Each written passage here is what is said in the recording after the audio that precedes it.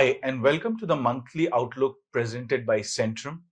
I am Manish Jain, the head of fund management, and over the course of next couple of minutes, I'm going to be taking you through the equity outlook as we see it. Markets in the last couple of months have regained a lot of ground. At 25,500, 25,600, we are roughly about 500, 600 basis points away from the all-time high we made in August, September of last year. Of course, as we speak, we have a lot of concerns that were existent in the market in January, February, March, but a lot of them seems to be getting addressed as we speak now, and hence the pullback in the market in the way that you see.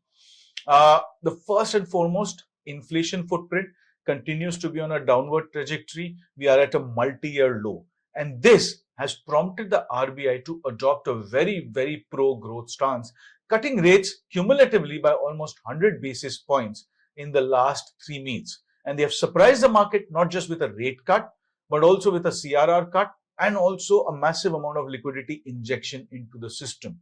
The weight norms for NBFCs seem to have been mellowed down a little bit. The overall sector concerns seem to be getting addressed now. And this is going to prompt the markets in two positive manners. Number one is going to be, it's going to push the credit growth back up, as we are all expecting back to 13 to 15% sort of levels from 10% that exist in the market today.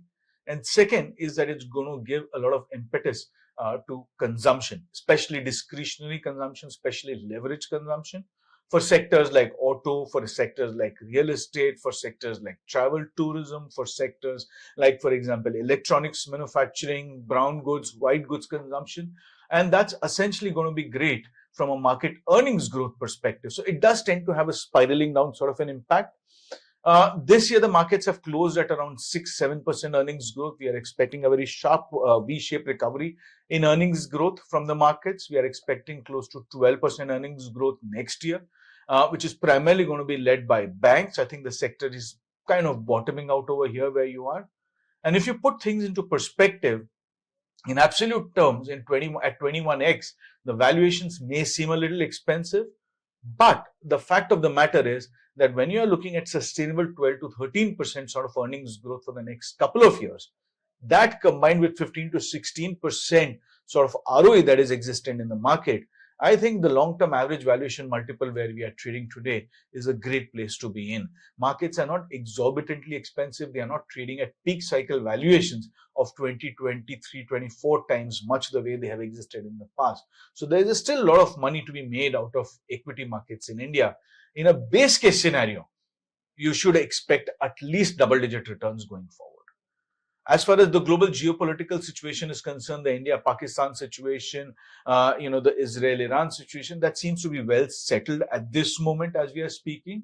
And the trade war between India and US, the trade pact seems to be closer to resolution now. So that should come as a good news for the market. And that's something to look forward to. So standing where we are today, I think large caps and small caps both seem to be reasonably valued. Mid caps are still a little expensive. So that's a little bit of an avoid zone for us. But time to increase the risk in the market, time to go long in the market, play through two ways. One is sector rotation in the large cap space. They are going to continue to be intense and short. So be on the ball as far as that is concerned. And second is in the small cap space, be driven by earnings growth. Find a balance between earnings growth and valuations which are reasonably priced. And from a 2-year perspective, you have a lot of money to be made, especially at this juncture when private sector capex seems to be reviving. And for the first time in many, many years, the absolute amount of private sector capex outpaces the government capex, right? And that is going to be the bigger driver for growth going into the future. So buy now, swim against the tide. Don't be afraid. Don't let the absolute valuations scare you. Happy investing.